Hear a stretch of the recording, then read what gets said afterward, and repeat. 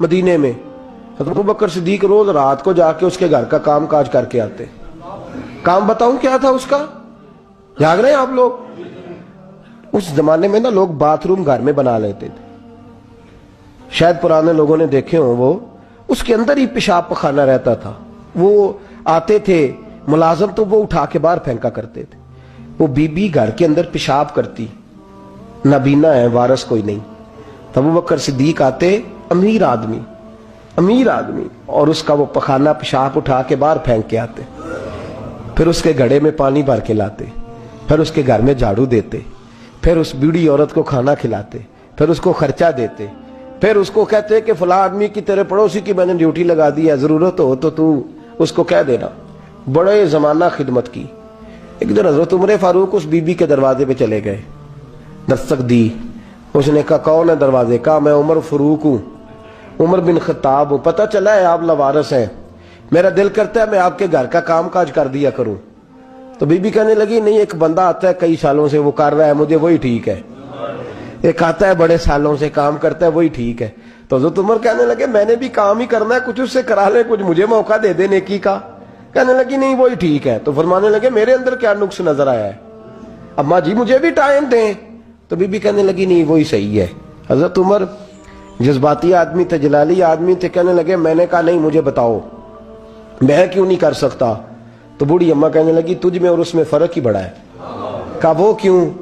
کہنے لگے اتنے سال ہو گئے اسے آتے ہوئے، اتنے سال. تو پہلے دن آیا ہے اور آتے کہہ رہا ہے میں عمر بن خطاب ہوں، اپنا نام بتا رہا ہے. سالوں ہو گئے میں روز پوچھتی ہوں تیرا نام کیا ہے، وہ بتاتا ہی نہیں.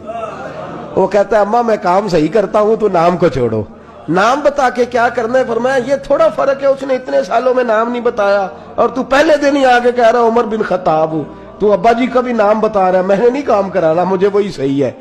نام نہیں بتاتا، نوکری پوری کر جاتا ہے. حضرت سیدنا عمر فاروق فرماتے ہیں میں تہجد کے وقت جھاڑیوں میں چھپ کے بیٹھ گیا. کہتے ہیں مسجد نبی سے وہ شخص نکلا، چہرے پہ نقاب، پیروں سے ننگا، اور میں نے اس شخص کو خرامہ اس بوڑھی عورت کے گھر کے قریب جاتے دیکھا. تو پیچھے سے جا کے میں نے کہا او مسافر چہرہ تو دکھا. تو کہتے ہیں چہرہ اٹھایا تو ابو بکر صدیق تھے، صدیق اکبر تھے. حضرت عمر فاروق فرماتے ہیں میں نے کہا تو جوتی کو اتار کے آتا ہے؟ تو کہنے لگے جوتی سے جب چلتا ہوں تو پیروں میں آواز پیدا ہوتی ہے جوتے کی وجہ سے. پڑوسیوں کو تکلیف دینے کا مقصد تو کوئی نہیں نا. اور فرمایا جب جوتوں سے آواز پیدا ہوگی تو گلی محلے والے پوچھیں گے ابو بکر کدھر جا رہا ہے، تو میں نیکی کسی کو بتانا نہیں چاہتا. تو فرمایا ابو بکر کب سے آ رہے ہو؟ فرمایا چھوڑ عمر، بس دعا کر رب میرا آنا قبول فرما لے. تو دعا کر سرکار کی بارگاہ میں حاضری صحیح لگتا ہے. چھوڑ میں کب سے آ رہا ہوں، کس وقت سے آ رہا ہوں، اس مسئلے کو چھوڑ. تو یہ دیکھ پانی پر نسویلیاں رنگا رنگ کڑے پریا اس دا جانیے جس دا توڑ چڑھے. یہ بات آپ نے درجنوں بار سنی ہے، لیکن اس پر غور تو کرو میرے دوستو کہ حضرت عمر فاروق فرماتے ہیں جن دنوں تبوک کے لیے میرے نبی نے اعلان فرمایا میرے حالات اچھے تھے، ابو بکر کے اچھے نہیں تھے. مالی حالات کمزور تھے، کچھ مسائل تھے، میرے اچھے تھے. میری سرکار نے اعلان فرمایا کہ پیسے دو. فرماتے ہیں چونکہ میرے حالات بھی اچھے تھے تو میں نے کہا اس دفعہ پہلا نمبر میرا ہی ہوگا. فرماتے ہیں آدھا مال گھر کا. یہ بھی بڑی دلیری ہے. کتنا؟ بولیے. اتنے تو اسی ابے نو نہیں دس دے ساڑھے کو پیسے کنے نے، کہتے ابا جی مانگنا لین. والد صاحب کو نہیں بتاتے، ہماری جیب بکھری ہوتی ہے، ایسے ہی نانا کو مانگی نہ لے.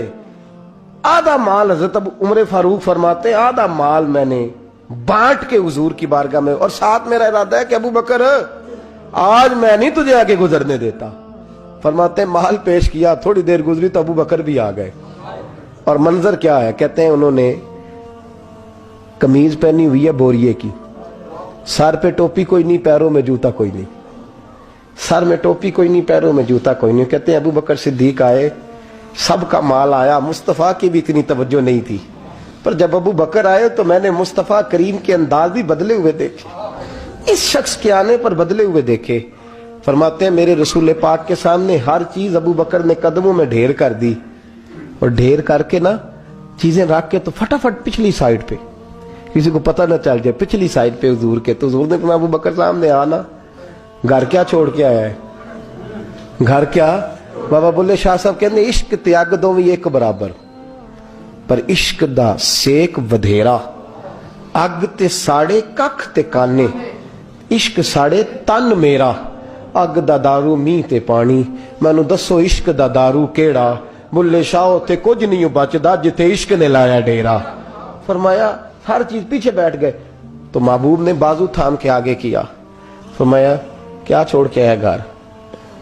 ये इस बात पे बात आपने पहले भी सुनी है, लेकिन इन लफ्जों पे गौर करो। अबू बकर ने ये नहीं कहा हुजूर कुछ भी नहीं, मैं सारा कुछ ले, ये लफ्ज कह ही नहीं।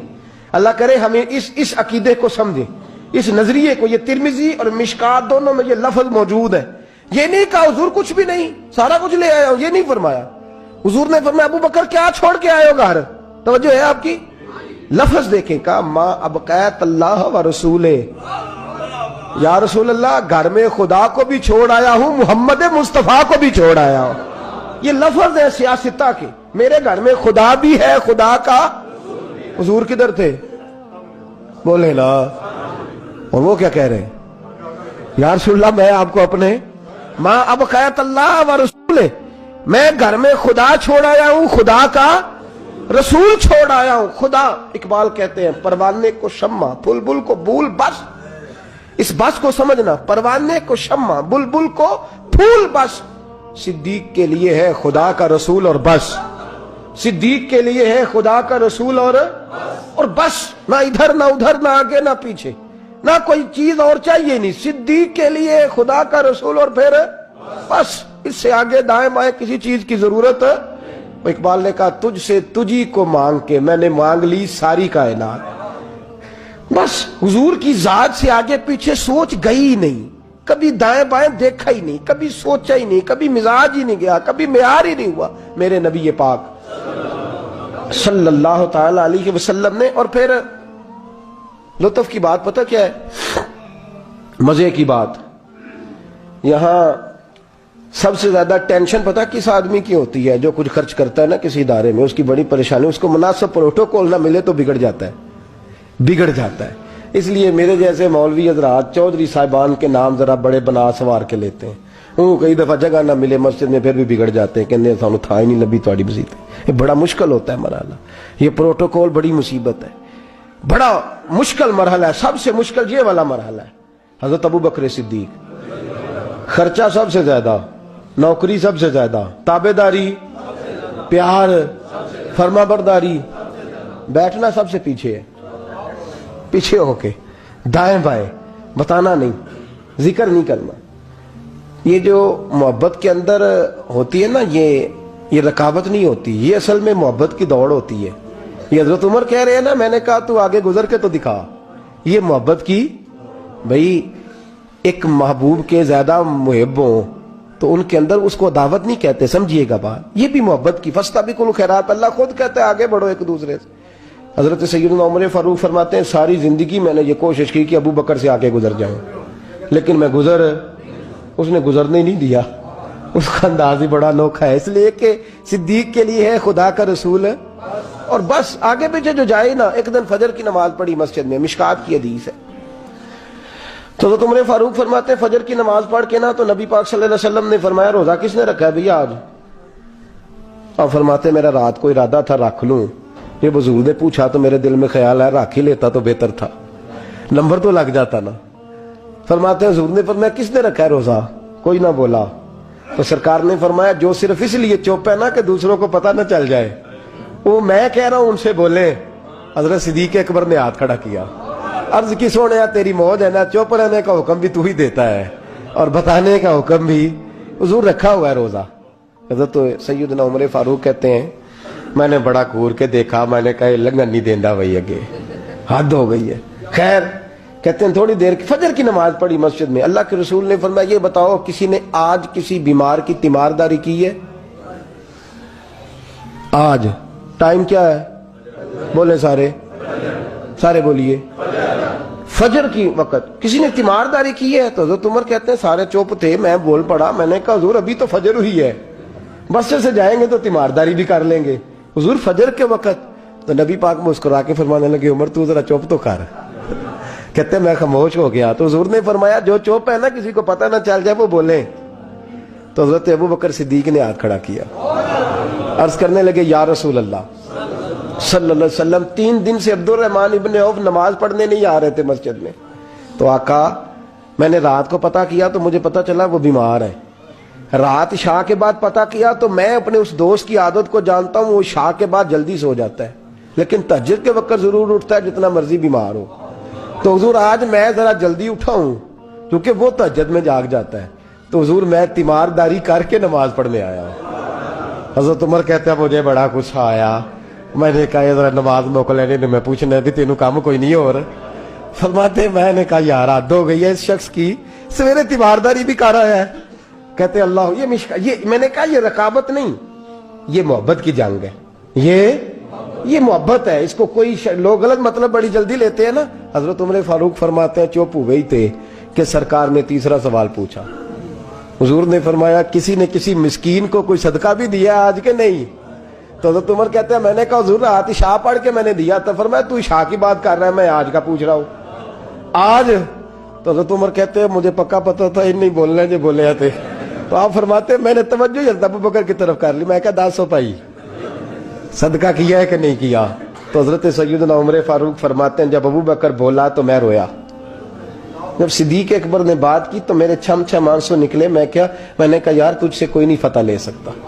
حضرت سیدنا ابو بکر صدیق فرمانے لگے یا رسول اللہ آج میں تہجد کی نماز کے لیے اٹھا تو میرا پوتا بھی اٹھ گیا. حضور اس نے میرے ساتھ 2 نفل پڑھے تو کہنے لگا دادا جی بھوک لگ رہی ہے. تو میں نے اس کی دادی سے کہا کہ میرے پوتے کو 2 روٹیاں تو پکا دے. اس نے 2 روٹیاں پکائیں, ایک روٹی اس نے کھا لی, بچہ تھا, دوسری ہاتھ میں پکڑ لی. حضور گھر سے باہر نکلے تو ایک مسکین دروازے پہ کھڑا تھا. کہنے لگا رات سے کچھ نہیں کھایا. فرماتے ہیں تازی روٹی پوتے کے ہاتھ سے لے کے مسکین کو دی. پھر میں نے پتہ لیا واپس آیا ہوں. حضرت عمر کہتے ہیں پہلے میں مسکرا رہا تھا, پھر میری چیخ نکلی, میرے رسول پاک کے بھی آنسو آئے. فرمایا ابو بکر پوچھ اس لیے رہا ہوں کہ ابھی جبریل آئے تھے اور وہ کہہ گئے ہیں کہ یا رسول اللہ صلی اللہ علیہ وسلم جنت میں ایک حاجیوں کا دروازہ ہے جس سے صرف حاجی جنت میں جائیں گے, ایک روزے داروں کا دروازہ ہے جس سے روزے دار جنت میں جائیں گے, ایک سخیوں کا دروازہ ہے جس سے سخی جنت میں جائیں گے.